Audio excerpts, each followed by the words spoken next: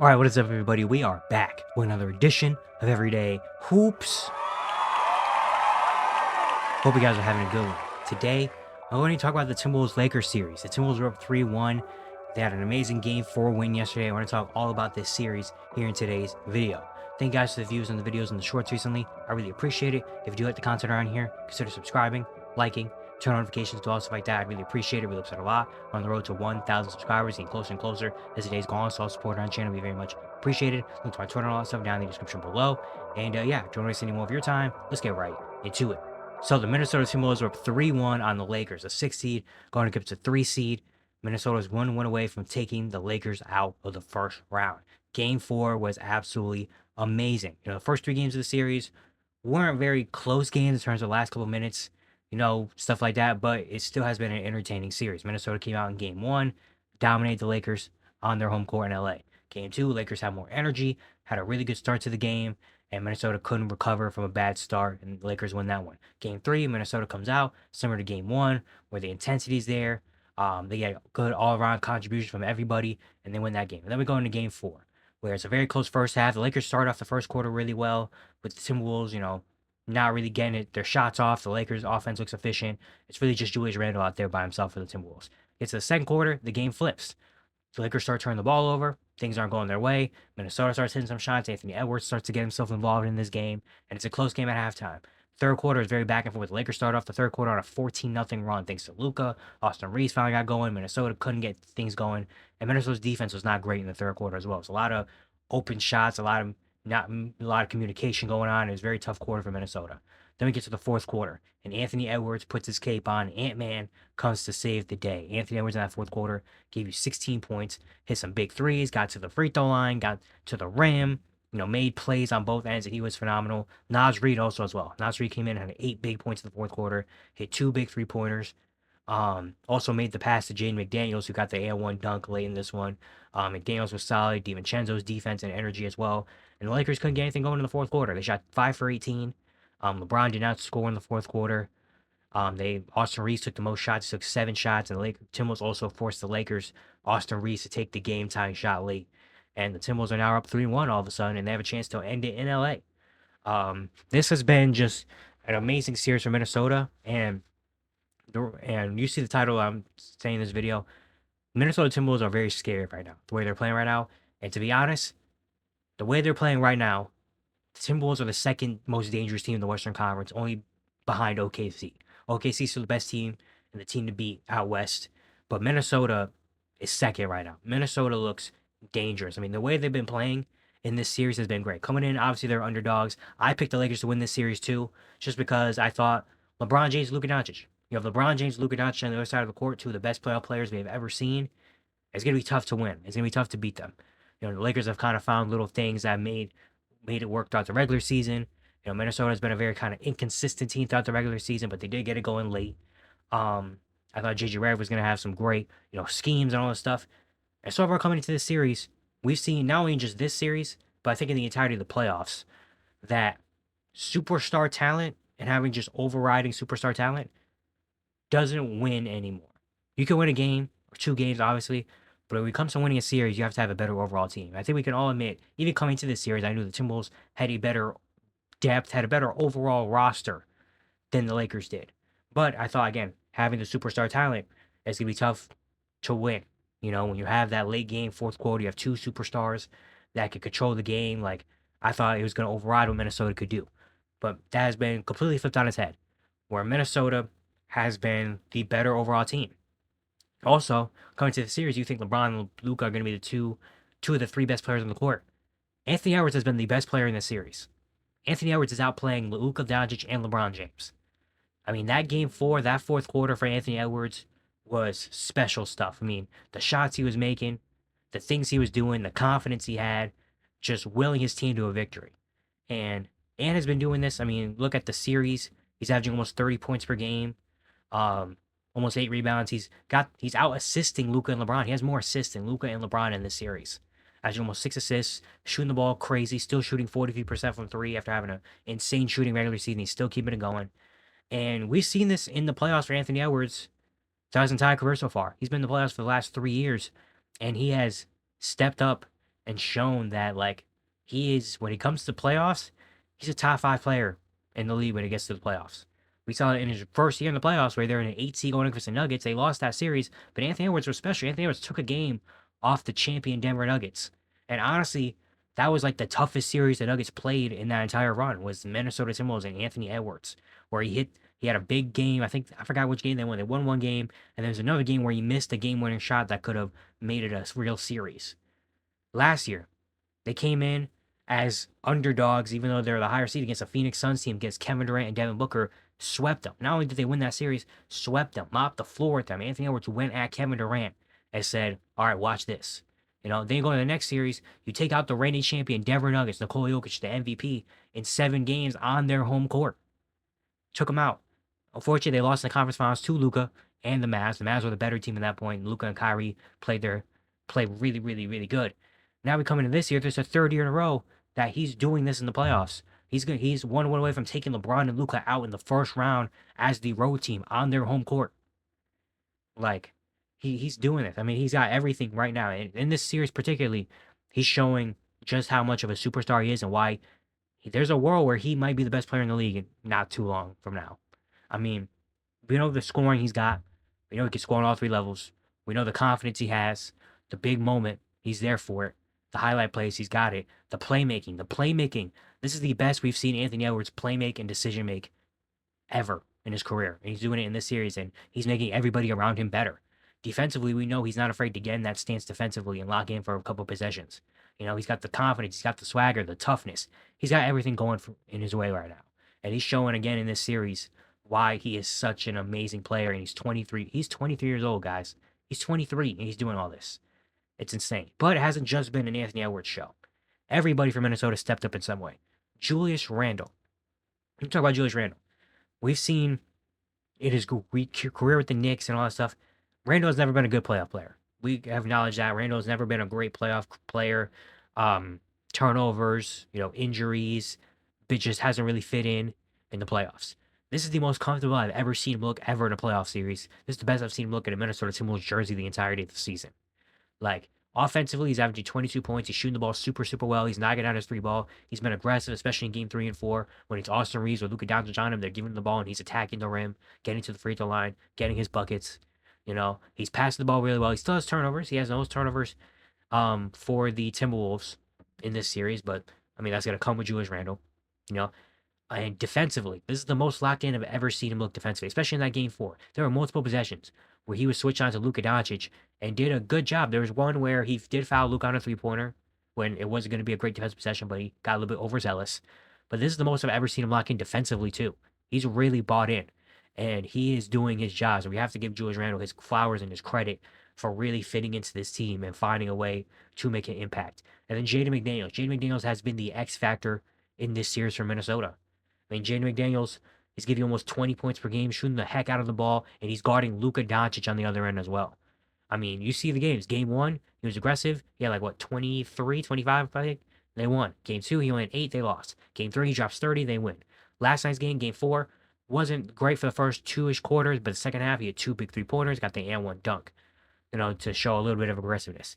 And for him also to be doing all this on offense while also guarding Luka Doncic on the other end and guarding him one-on-one. He doesn't not helping or anything. Like one-on-one guarding Luka. Got to give all the credit to Jaden McDaniels. And then you have the rest of the roster, the role players that really make this team what it is. Naz Reid has been incredible in this series. He had a huge game 1, and then game 4, the fourth quarter was amazing. Don DiVincenzo is out shooting the ball super well from 3, but you know what he's out there to do? He's out there to make the winning plays. And he made a lot of winning plays. He got a big and 1 in the fourth quarter and brought some energy. Nickeil Alexander-Walker hasn't been super spectacular in this series, but we know what he can do when he hits his shots, and he's out there for defensive purposes. Rudy Gobert hasn't been great offensively in this series, but defensively he's held his own. Mike Conley, he's 37 years old now, 38 years old. He's not shooting the ball super crazy, but we know every time he's on the court, he's going to give you some quality minutes. This Timberwolves team is deep. They have depth. They have star talent. They have good defenders. They have everything going for them right now, and they're showing in this series why they are the Minnesota Timberwolves and why they are good. And they're showing everybody right now, do not sleep on us. We're in the conference finals last year for a reason. Everyone's saying, oh, we traded Cat, we got in Julius, we're not going to make it there. We're inconsistent, we're going to lose to LeBron and Luka, all this stuff. Watch this. Look at what we're doing right now. They're playing really good. And the defensive scheme and the defensive matchup they put out there in this series against the Lakers has been awesome. I mean, you go back and watch game 4 of the fourth quarter. That's what I'm specifically going to be talking about. Go back and watch the fourth quarter of game 4 and watch how the Minnesota Timberwolves locked in defensively after they had a bad defensive quarter in the third quarter. Fourth quarter defensively, their game plan was, okay, we're giving up two things for the Lakers. This is the only two things the Lakers are going to get. They're either going to get a Luka Doncic ISO step back, where we're not, this entire series too, we're not blitzing Luka Doncic. We're not, teams usually blitz Luka and do all this stuff, try to get the ball out of his hands as much as possible, and makes sense. Obviously, he's deadly. It's a pick your poison with Luka. You can't just shut him down completely. It's a pick your poison. And they know in this series as well that with Luka and with LeBron, that the way to really unlock them is by playmaking. Obviously they can score 40, they can do what they got to do, scoring and shot making, but really it's what unlocks them and what gives them their superpowers is their ability to make everyone around them better, and their ability to get open shots and generate the easiest looks possible. And so we see and we know, all right, Luka, we know you like to play, make, pass, all that stuff. You're gonna have to be an ISO scorer. You can take all the step back threes you want, all the tough mid ranges, all the tough, try to get to the rim, take all the tough shots you want. And he makes them. He's averaging 30 a game for the series. He had 3 games in this series of 30. That's just what he does. He's going to score. But as long as you only have game 1, he had 1 assist. Game 4, he had 2 assists. The 2 games that he's been the best in this series, he's had 3 assists combined. Game 2, he had a 31-point game, but he had a lot of assists. And then game 3, he had a couple of assists. That's also because he wasn't really fully there offensively. He had the stomach bug and all that stuff. He didn't look great. But as long as you're not getting assists, as long as you're not making everyone around it better, and as long as they're not generating easy open looks all the time, we'll live with Jaden McDaniels guarding you. We'll live with Naz Reid switching out. We'll live with Julius Randle switching out and living on an island, because that's what we're gonna do, and it's worked. It's showing it's worked. So it's either gonna be we're gonna give up a Luka ISO, or you're gonna let all the other 3 beside Luka and LeBron get wide open looks, because we do not trust them. Austin Reeves this entire season has been amazing with the role of being the third guy. The third guy that's going to take the ball to Luka LeBron's hands sometimes, run the pick and roll, give you 25 and 7 or 8 assists, be a playmaker, get to the free throw line, do all this stuff. He hasn't done that. In game 4, he took 14 shots, 12 of them were 3-pointers. And he took 7 shots in the fourth, all of them were 3-pointers. Minnesota's forcing him to be a corner shooter. They're forcing him to be a spot-up guy and not have the ball in his hands, which half of that is also on the Lakers probably putting Austin Reeves in different situations and stuff. But a lot of that is Minnesota also saying, we know Austin Reeves, it's a lot of A names. Austin Reeves is most comfortable with, the ball in his hands and playing a playmaker and stuff. No. We're going to force you to be a shooter because we trust us enough and our defense enough that you're going to have to take all the threes you want. You saw in the fourth quarter, he only went 2 for 7. He didn't make them. Rui Hachimura, you want to stand out there and take all the threes you want? Go right ahead. He hit 5 threes in game 4. He had a really good game. But guess what? That is not scaring anybody in Minnesota. Game 5, they're going to do the same exact thing. Rui Hachimura, you want to take all the threes you want? Go ahead. You have to hit 5 more. You're going to have to hit 6, 7. You're going to have to become a sharpshooter. You have to be Malik Beasley. You have to be Malik Beasley out there if you want to, beat us, if you want to scare us. Go out, shoot it. Dorian Finney-Smith, same thing. Dorian Finney-Smith, you can take all the threes you want. Go for it. I don't care. All 3 of you, Reeves, Rui, Dorian Finney-Smith, all 3, you're all going to have to make 5, 6, 7 threes in this game. You're going to have to. And it's worked for the Minnesota's favor. Don't even think about, and that's only with those 5 play, because those 5 played the entire second half. Imagine if Jared Vanderbilt's out there. Imagine if Jordan Goodwin's out there.